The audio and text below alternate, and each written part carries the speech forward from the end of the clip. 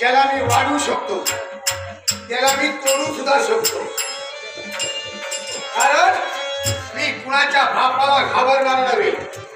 ज्या वृक्षाला मी खत पाणी घालून वाढवलंय त्या जर वृक्षाची सावली मला मिळत नसेल तर त्या वृक्ष लावल्याचा काय उपयोग.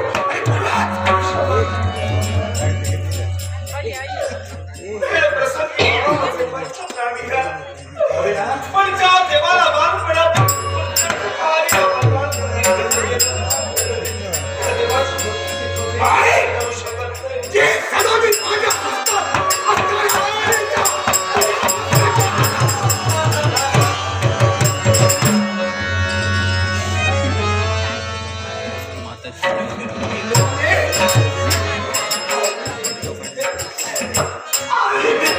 काय सांगितलं होतं पुत्र आणि बापाच्या मध्यंतरी येऊ नकोस म्हणून.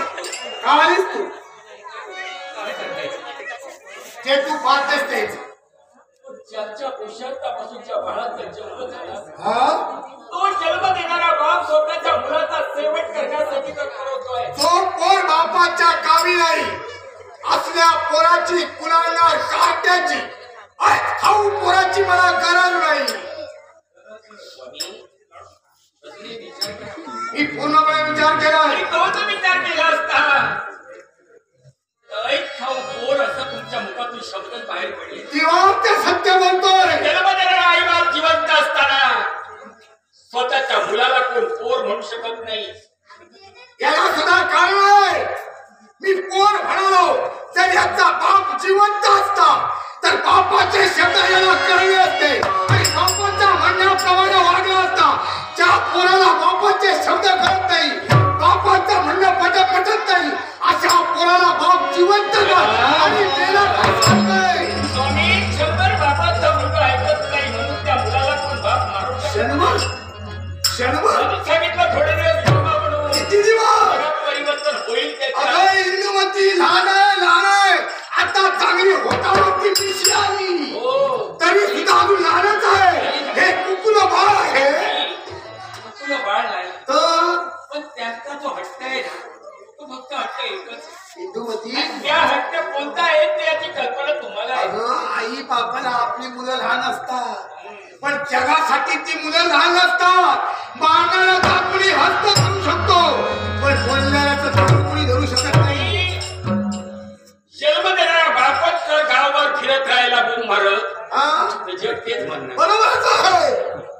मी तेच म्हणतोय. जन्म देणारा बापानं स्वतःच्या चिडीला जरा आवडला नाही कोणी वाईट म्हणू नये. मी पोराचे फाजी लाड करणारा बाप नाही आणि आपल्या डोकीवरती बसवणारा मी नव्हे. फाजी लाड म्हणत नाही. याला फाजी लाड केला असता कुठल्या तरी व्यसनाच्या अधीन झाला असता, सुगार खेळत असता ते बोलला असता. हे झालं किती वेळा तरी सांगू ना. तो व्यसनी आहे ना छंदी आहे ना एकच हट्ट आहे. त्यानं भक्ती करा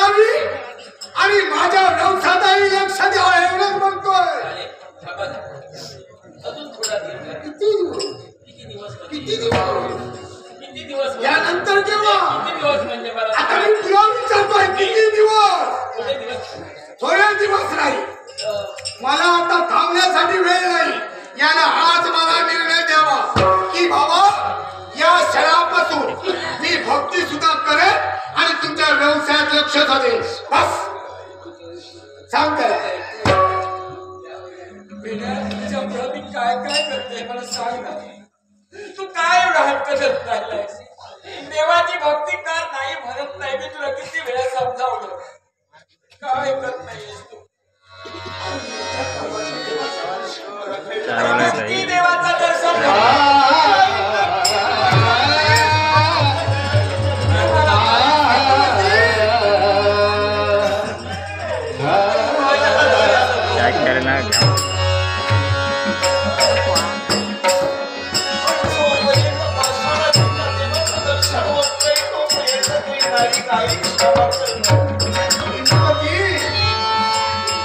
आता मुलासाठी आई दुःख करते. मुलासाठी आईचं हृदय कसं तीळ तीळ तुटतंय. ते फक्त एका स्त्रीलाच करू शकतो. हो बापाला नाही कळू. तुमच्यासारख्या बापाला नाही. बाप आशानाची.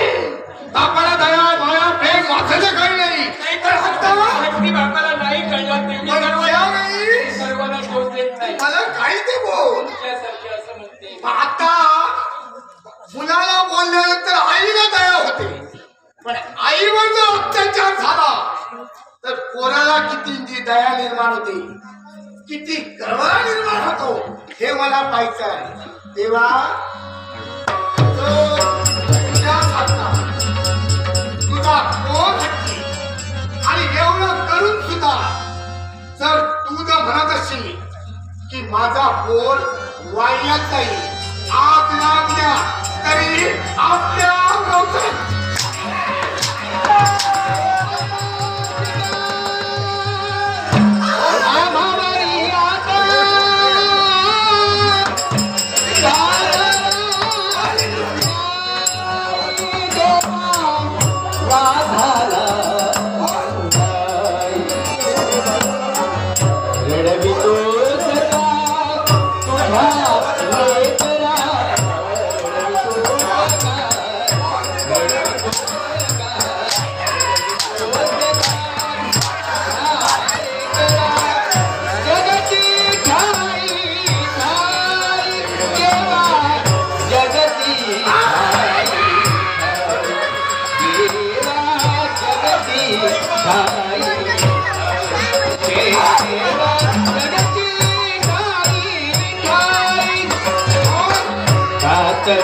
माया ममता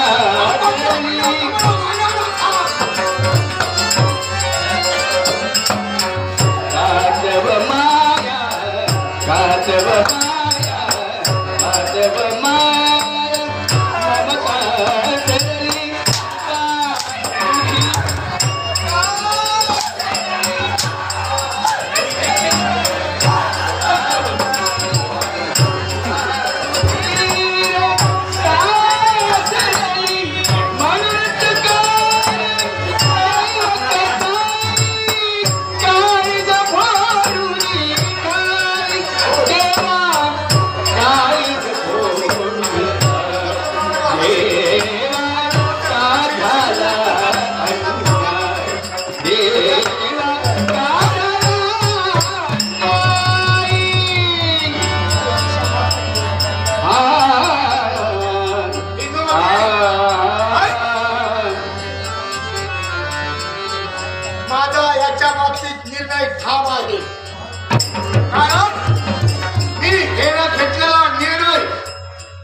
जन्मदात्या मात्या पित्याला सुद्धा बदलता आला नाही.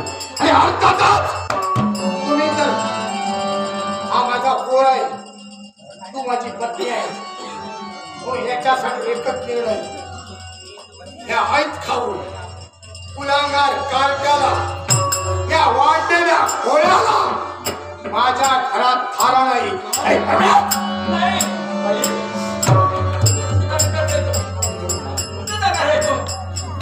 आपला कोण आहे तो? मला सकाळला मोसता डोळ्याला तुम्ही कुठे घालत? इंदुमती तुला सगळं कुठे जाईल? काय करील तो? डोळे उघडले.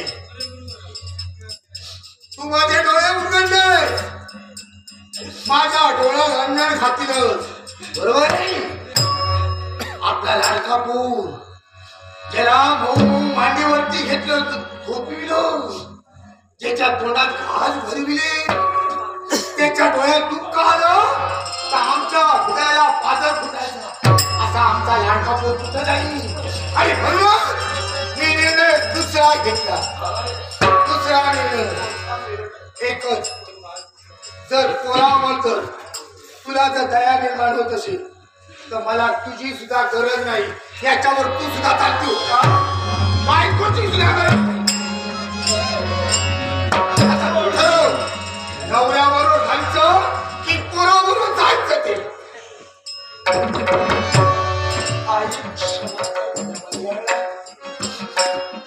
मनाचा की तू देवतेला दोघांचेही भक्त दूर घेतलाय. एक तर मूल नपेक्षा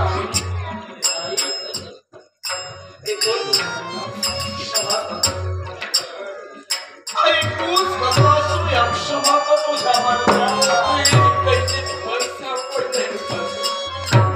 मला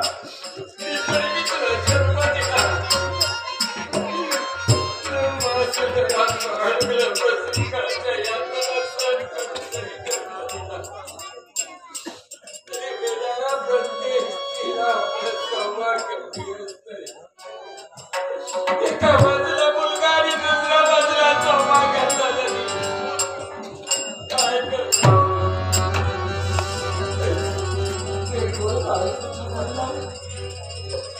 आई ते प्रवाच निघाला अश्रू ना पूर्ण गेला. येतोय तुझा बल्ला सावध तारे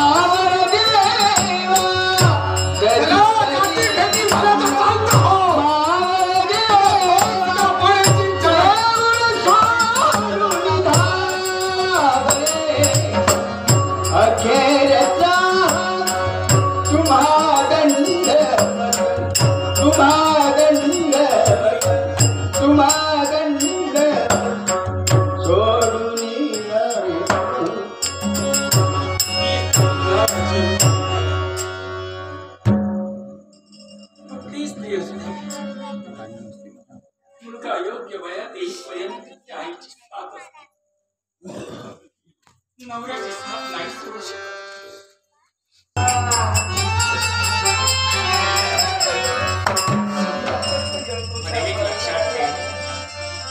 या आईचा एकच आशीर्वाद आहे, जिथं जाशील तिथं सुखात राहशील. आईचा आशीर्वाद. धन्य झाला का तुझा बल्ला. आईचा आशीर्वाद मुलांसाठी कधीतरी यशस्वी ठरतात.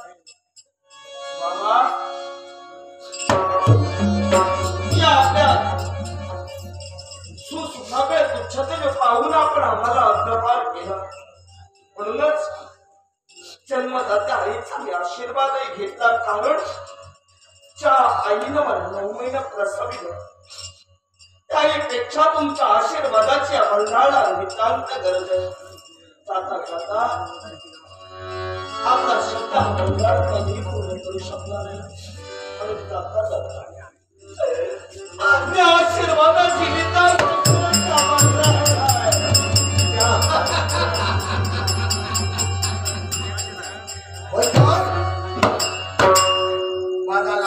तनुला तानुला बापाचा शब्द त्या हाताच्या फोडाप्रमाणे झेलणारा आणि आज माझा भाऊ घरातून जातोय तो पुत्र म्हणून बापाला आशीर्वाद द्यायला नको कारण बापाचा आशीर्वाद मुलाच्या सदैव पाठीशी राहायला पाहिजे आणि पुन्हा तू नमस्कार केला बाप म्हणून हा कल्याण तुला आशीर्वाद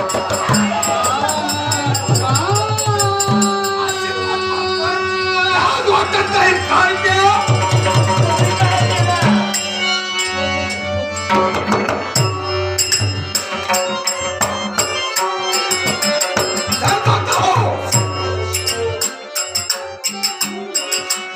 आशीर्वादासाठी बाबा नतमस्तक तुमच्या चरणाशी झोकविला पण या मरणाच्या दयावर तुम्ही लाथ मारल्या तुम्ही आशीर्वाद दिला नाही पण बाबा ही गोष्ट लक्षात ठेवा ज्या वैश्यवाणी समाजात तुमचा जन्म झालाय त्या वैश्यवाणी समाजात माझा सुद्धा जन्म झालाय जी माझ्या हृदयावर तुम्ही लाथ मारली ज्या बल्लाला आयुष्यभर देईल